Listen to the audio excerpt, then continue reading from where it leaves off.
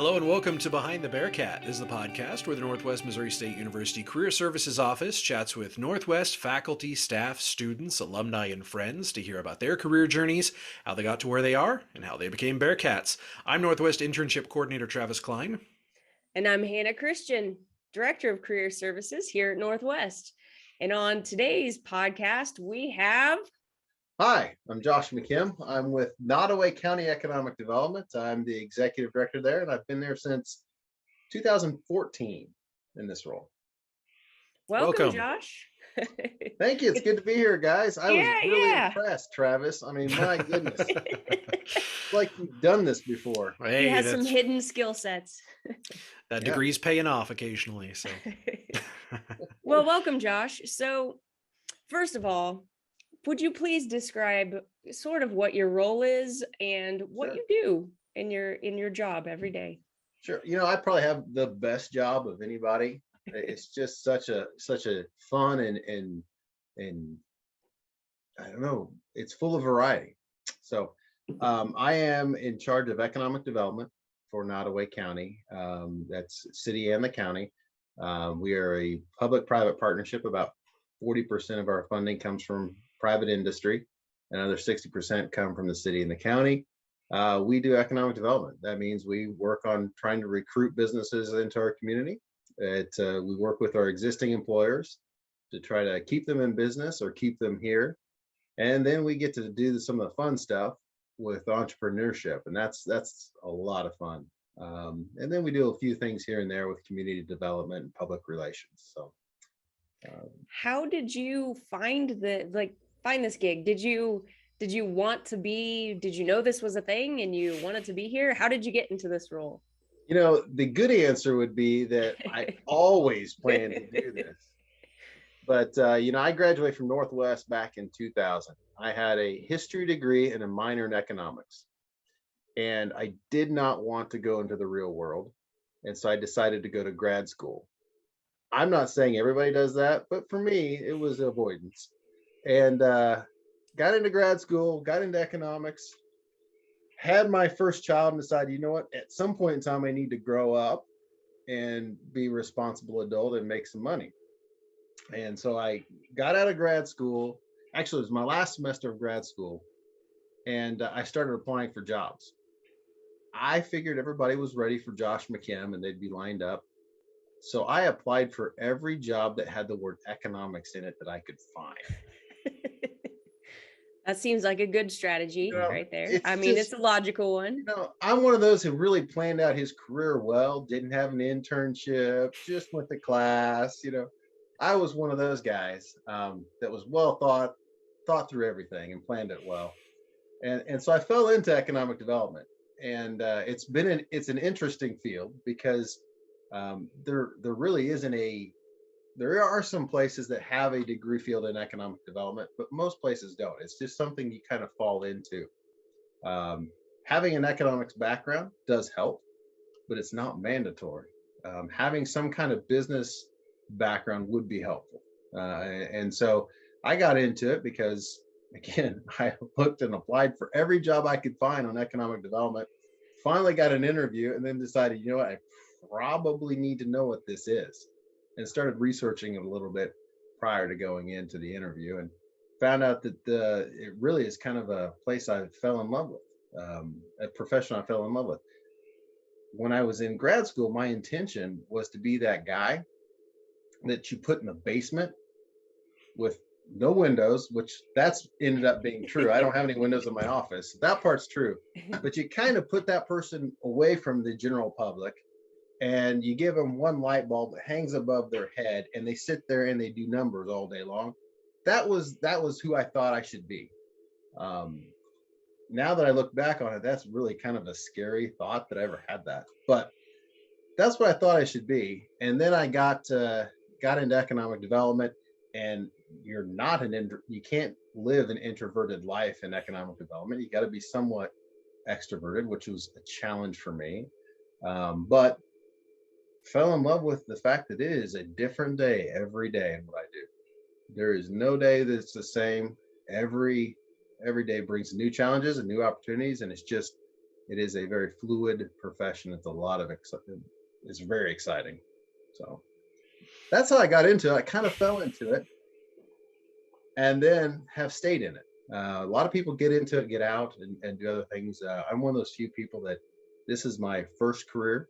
Um, becomes a second career for. They get into banking, then they get into economic development, or they ran a business and they get into economic development, or they volunteered a whole lot in the community and they got into economic development. For me, this is my original career, and frankly, it's the one I'll most likely to retire from. So did you start in Maryville, like after grad school, or were you an economic developer somewhere else and then came back to Maryville? Yeah, that's a great question. I'm glad you asked that, Travis. I actually, it took me a while to get an interview, and I'll be honest, that's on me more than anybody else, because I didn't do anything to prepare for the real world by like maybe getting internships and developing a network while I'm in college. Those would be good things to do. That's Josh's first tip right there. that's my first tip. That's not what I did. Anyway, I would do that now. But I did end up getting a job here in Maryville to begin with. I worked at the Regional Council of Governments as their economic development planner, and worked there for just over a year. And it was a great experience, learned a lot, and dealt with a lot of infrastructure stuff, but not as much on the business development side. After that, I had an opportunity to go and head up an economic development organization in Kansas, Junction City, Kansas, and worked there for about 3 years, and then had the opportunity to go back to Stillwater, Oklahoma, and head up their economic development efforts. I was down there for several years prior to coming back home. So I went to grad school at Oklahoma State University. So that's why I said go back, because that's in Stillwater. So I went back to Stillwater for a while, and then came back to Maryville for the third time, I guess, because I'm from Maryville, and have been here ever since, for about 8 years now, and work in economic development. I came back in part because of, well, when Energizer closed, I wanted to come be part of trying to move the community forward after that loss. My family was here. My wife's family is in Omaha. Our kids were getting to the age where, it'd be nice if they got to spend some time with their grandparents versus, a couple times a year. So we made that move and decided to come back home. Is it easier or more difficult to be a person who has to develop businesses and things like that in your hometown? Because I would think there would be things that would be easier because you have the familiarity, but it's also, you have those kind of biases and you grew up liking things and now you have to represent all the businesses in the county. Is it easier or harder to work in your hometown versus another town like Stillwater or Junction City that's not home? Well, that's a great question. Because I think you hit the nail on the head. There are elements that are easier about it because obviously you have connections, people, you don't have to build and continue to maintain. I shouldn't say continue to. You don't have to continually build your network. You kind of have a network already. You do continue to build it, but it's not brand new. People, hey, we knew each other in high school from this, and this, and so that part is easier. That's also kind of a double-edged sword because, believe it or not, people do sometimes complain about economic development. When it's not your hometown, it's not personal. When it's your hometown, sometimes you take that a little more personal. And so from that standpoint, that's been a little harder. But other than that, it's probably easier in many ways because you do have those connections, and they're long-standing connections. And I think too, coming at it, I mean, I could see where the taking things personally would be difficult, but also that's kind of what fuels your passion for the work as well, right? Like, it's your hometown. You don't want to see it not be developed or not thrive, not flourish, right? Well, you're absolutely right, and that's kind of, yeah. I mean, it's my hometown. I want to see my hometown do well. I want to see it do so well that my kids have every opportunity in the world for them right here. Now, I want them to have the ability to go anywhere, but I want them to have the ability to go anywhere but choose to be here and still have an incredibly productive, wonderful life with a wonderful quality of life. And so, for me, there's that love of their hometown, and there's motivation. I mean, frankly, it's somewhat selfish motivation because of my kids, and I want my kids to be able to have and do what I've been able to do and have a great career, have a great opportunity in my hometown if they want it. So there's a there is a bit more passion and a bit more fire to it than there would be other places. You're right. I always think it's interesting, thinking about what you do. Like you work for Nottoway County, and those who aren't familiar with Nottoway County, you have Maryville, and then you have a whole bunch of small towns kind of in orbit around Maryville. So, what's it like working with the county, not just with the city? And that's a good question because the city of Maryville is very active in economic development as well, and so there's a component where we do work with them quite a bit, and that Maryville is the economic engine of Nottoway County, and really beyond that even. We are a hub of economic activity in Northwest Missouri. We're considered a micropolitan community, which means we do have our own sustained economy, as well as some population requirements. So there's some things there that are kind of interesting. But beyond that, you do have to be very cognizant of serving the entire county. And fortunately, I have a board that has always been very focused on we're not just Maryville, we're not just Nottoway County, but because of who we are as a engine of growth or an engine of economics, we serve a larger area, and so we try to be very proactive on a regional basis. And when we try to support Nottoway, not just Nottoway County, but Atchison, Holt, Gentry, Worth, and Andrew County, as we look at the counties that surround us, and sometimes even in Iowa. But we try to be supportive of them, and we try to engage them in our different activities because, again, we believe that what's good for Atchison or Gentry is good for Nottoway County. It's good for Maryville. With that, we do try to get out into the county quite a bit to meet with businesses and try to have some key contacts throughout the county and the different communities that can kind of keep us abreast of what's going on. But truthfully, we don't get out probably near as enough as we really need to, but that is something we do a lot of, is try to get to the different parts of the county to stay connected. If nothing else, just to stop it and say, hey, how's it going? Tell me about your business. What should we be doing as a county or as a community to support you? So just kind of bounce off of that, like what are some small businesses, who are some entrepreneurs operating around here that we should know about? Oh, there is plenty of those. Free publicity. Yeah. Yeah. It's been kind of an interesting last year. So about a year ago, we started this pop-up shop. And if you're not familiar with it, it is basically we've offered up the Chamber of Commerce property and said, hey, come open up a business for a day or two or even a couple hours in the old License Bureau.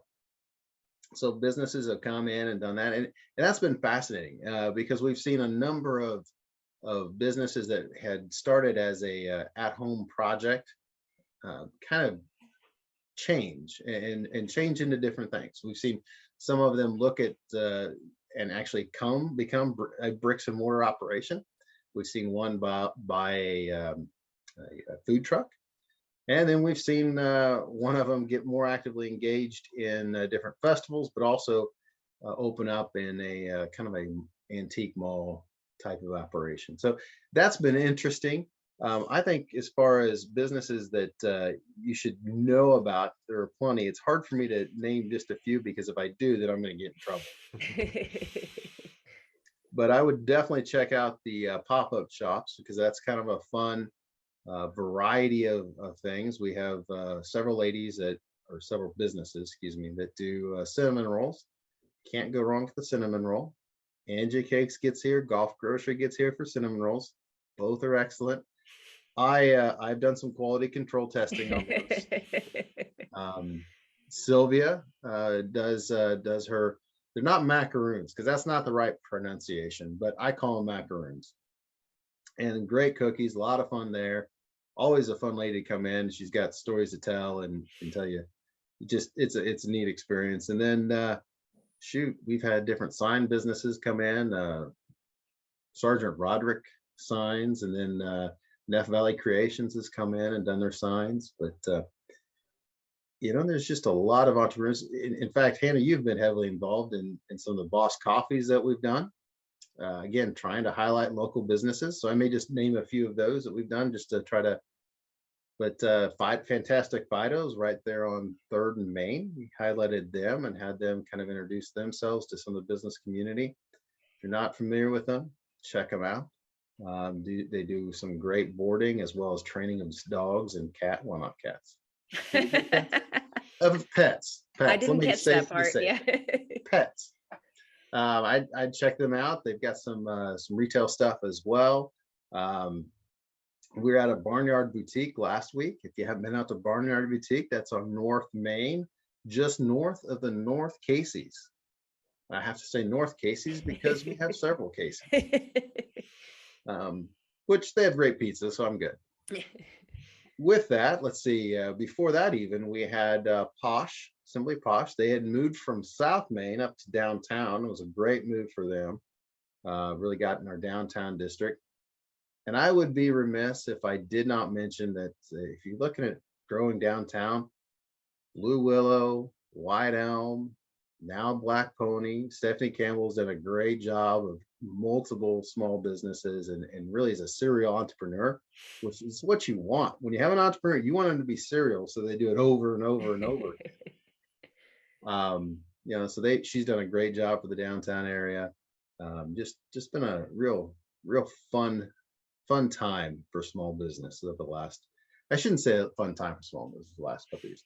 It's been exciting to see the development in small businesses and see them really, I think, rise to a very difficult occasion and do some great things. So do you want to talk about that? I try to be careful. Yeah. Do you want to talk about that a little bit? Because I know COVID, obviously was a challenge for all businesses, but it did seem like Nottoway County specifically, our small businesses not only survived COVID, but some of them really thrived through it. And I think some of that was the work you guys did, but then some of it was kind of on their own. Do you want to kind of talk about how you all weathered COVID and came out the other end stronger?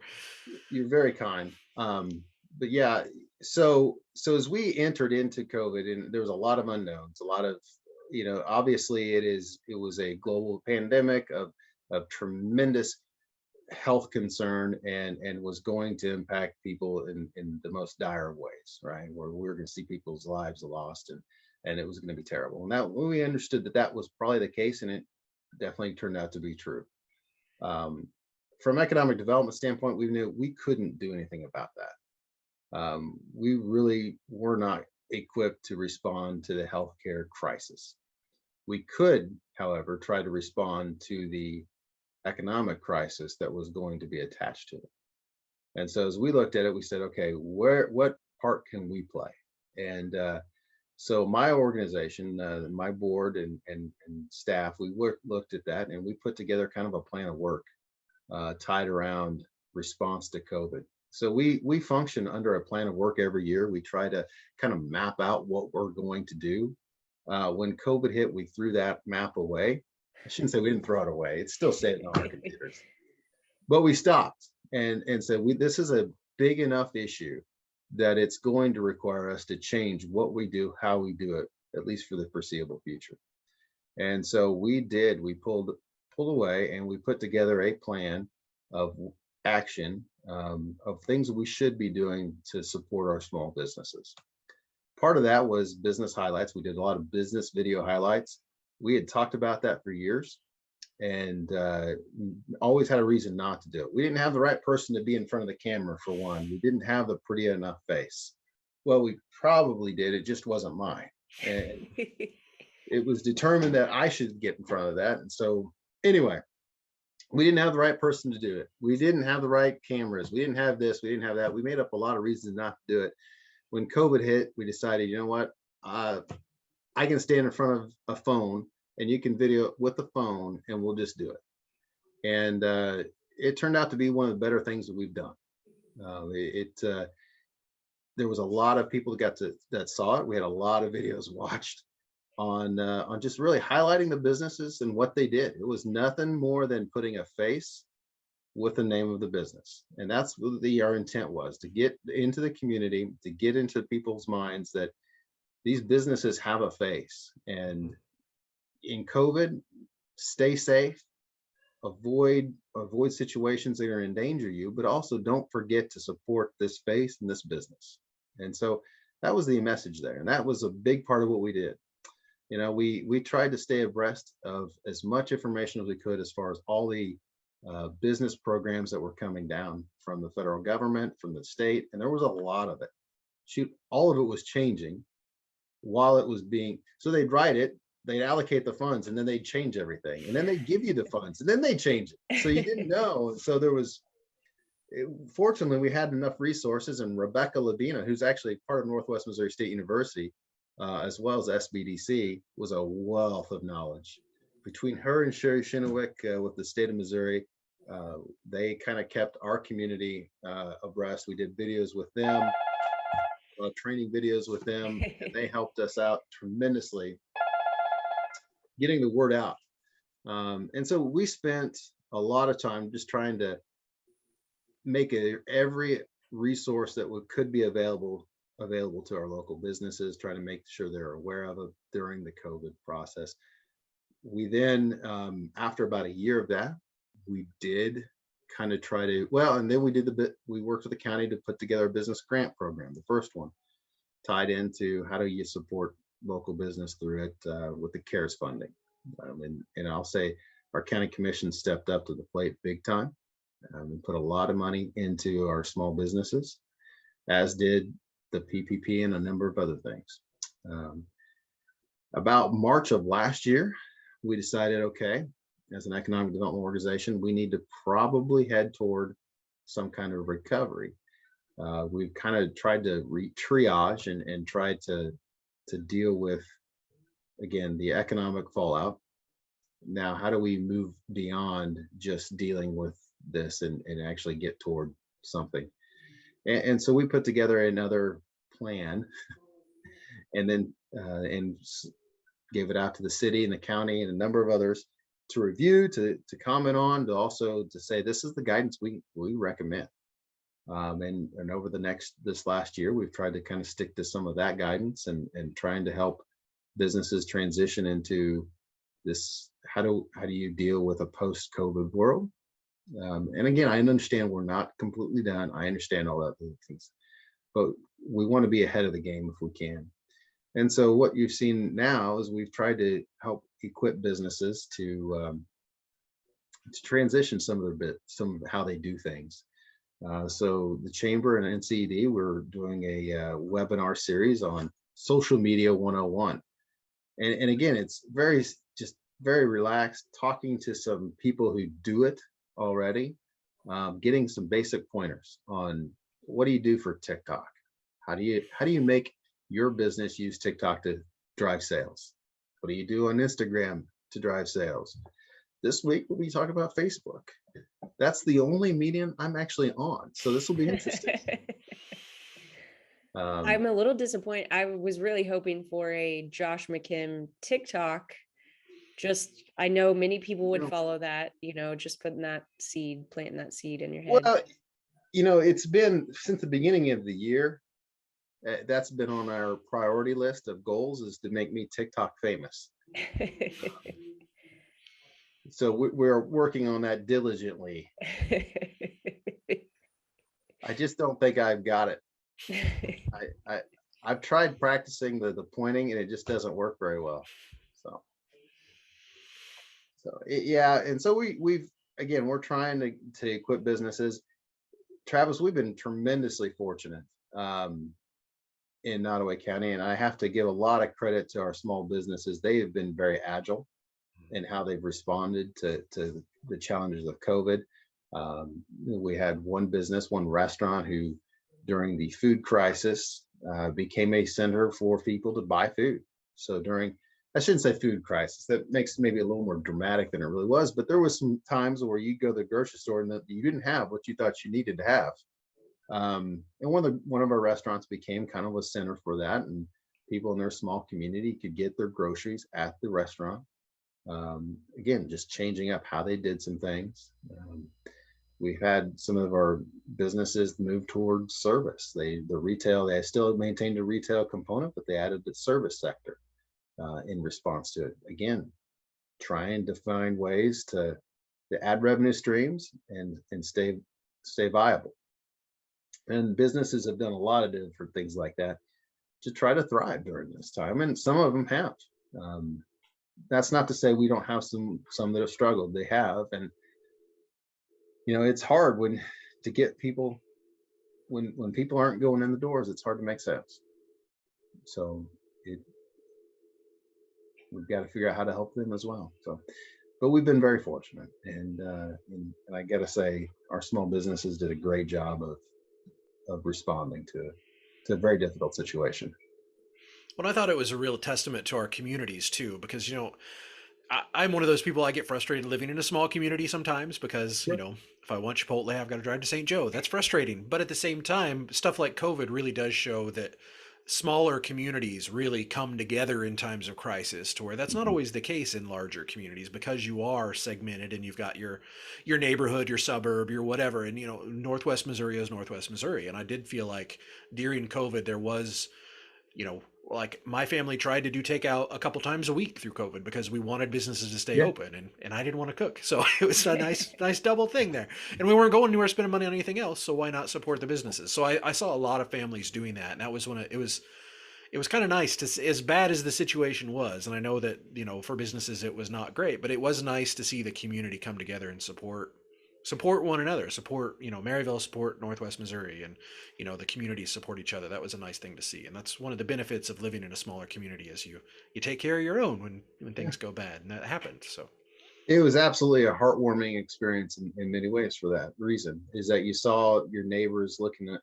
trying to watch out for neighbors, and you saw people step back and take a breath and say, there's some bigger things going on here, and let's help each other through this. And so there was a lot of that, and that you hit the nail on the head there, that you didn't see that in a lot of bigger communities. There's some estimates say that up to 35%, and it's definitely at least 25% of small businesses failed during COVID. Um, our rural areas didn't see near that number. But if you spent much time in any of the cities, especially some of the newer shopping centers and areas, you would go in and you'd see vacancy after vacancy after vacancy. And don't get me wrong, every community has vacancies, but these were shops 6 months to a year earlier, prior to COVID. And COVID just decimated some major shopping centers. We were in Dallas this last summer, and we were in a nice suburb, and as I walked through a shopping center, there was hardly a store left. It just decimated it. So we've been very fortunate. If someone might listen who might want to be, if I want to grow up to be economic development person, like, what are your recommendations or tips or tricks if somebody thinks this is something they might enjoy doing? First off, I think that would be one of the best decisions you can make because the phone will ring all the time. The same person's been trying to get a hold of me. Sorry. So anyway, it is a great decision. I'll tell you that, because it is such a diverse activity. So one, you might in the morning be working with a Fortune 500 company. That afternoon, you may be working with somebody who wants to put up a food truck. There's just this broad breadth of change. You may be talking to somebody who's, again, talking in the billions of dollars in revenue, to somebody who is now has an idea in their garage. In the same day, you may be doing that. So it's such a diverse field, and it's so much fun because you end up getting your hand. If you're somebody who likes to know a little bit about a lot, this is the profession to get into. because it's just, there's so many different things you get pulled into that are just fascinating. That being said, if you're interested in it, probably the best way to start is to try to work at an organization that's a little bit bigger than a community. And I would recommend some kind of regional organization, and or the state of Missouri has the Missouri Department of Economic Development. A lot of economic developers who are tremendously successful in the field start with a statewide organization, because it does kind of introduce you to the field. It's not one you can necessarily go to school and get everything you need. I would recommend a business background or an economics background. Well, the same thing, but a business background would be preferable. And understand that if you've started a business, it's not a bad background either. So if your business degree, if this interests you, if your business degree, look toward maybe getting involved with the state of Missouri. They're always hiring. I shouldn't say always. They are often hiring, because they do become this place, this kind of training ground for economic developers who go somewhere else. So I've seen economic developers who have been tremendously successful start there. And then to a lesser degree, some of the larger regional organizations, either the Kansas City, KCADC, Kansas City Area Development Corporation, St. Louis has a similar organization, as does Springfield. Those are large enough that you're not by yourself. You're not the person that has to be responsible, or I shouldn't say responsible, but you don't have to be, you're not the final say. You're not the one answering for whatever does or doesn't happen, but you get a great experience of being heavily involved in the economic development process. And then you can move on to becoming the person that has to answer the questions. So that's how I would start. I fortunately started that way at a regional council government, totally by accident. I had not planned this out. Totally by accident. Got to move on to another community and kind of be the person that had to answer the questions. That was a tough move. It probably would have been good for me to have spent a couple more years going through and just understanding the field of economic development, but it worked out okay. If somebody wants to start a business, like we have young entrepreneurs, we've talked to students before who've started businesses. I'll link some of those with the video here. But if somebody wants to start a business, what should they do to kind of make that first step? Should they come see you? What do you recommend? Again, I think that's another great idea, something they should be doing. In fact, all of us should probably be starting a business and having a side hustle. It's just a good mental exercise, folks. Keeps you fresh. Anyway, I say that because I see a fellow side hustler on here. So, frankly, we'd love to talk to you. We'd love to talk to you about what your business dreams are. It's one of the things I love most about my job, is getting to talk to somebody about pursuing their dream, right? Pursuing what they want to do with their life, what they want to do, starting a business. That's just exciting, because it energizes me. It's an excitement. It's exciting to see people looking at and thinking big, and how do I live out this dream? So that to me is something I love to do, but I would recommend talking to somebody before you actually jump and start. And I'd recommend probably talking to us to begin with. We're pretty good at kind of sitting down and talking through a few basics with you. But most likely, we're going to try to pull in either Kelly Morris at Enterprise Facilitation or Rebecca Lavina at SBDC at some point, because they both have a lot more experience with working with entrepreneurs. That's what they do every single day, all day, and have more resources to help with entrepreneurs. But usually we like to meet with you first to kind of try to run through some things so that we can present to them, hey, we want you to meet with this business. Here's what they are looking at doing. This is some of their background, and just give some basic information.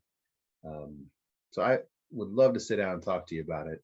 I'm probably going to connect you with some folks that can give you some in-depth counseling, as well as help you through the business planning process.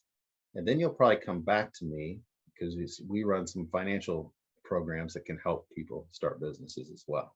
through our office. So we kind of partner together with several different organizations. It's all about building that network, right? It really is. Having all those resources and all those helping hands kind of all working together, really. Yeah. And I, boy, and believe me, I get it. With some of the businesses, you want to keep a lot of information proprietary, and that sometimes becomes a big concern for folks, and it should be. But from our standpoint, from our organization, as well as with enterprise facilitation or SBDC, we're mandatory. I lose my job if I disclose things that aren't supposed to be disclosed. That's a fireable offense, and so we're held to a certain standard, probably a higher standard than you're gonna understand, of confidentiality. And so when you bring your business idea in there, we are not shopping it around to other people. And that's sometimes something that gets people a little worried. We're not going to shop it around. We're not going to go anywhere else with it. What we are going to do is we're going to try to find resources to help you move it forward and move it from a dream into a reality. So it's a lot of fun. I love that. I actually think that sums it up well, right? We're here to help you move your dream into reality.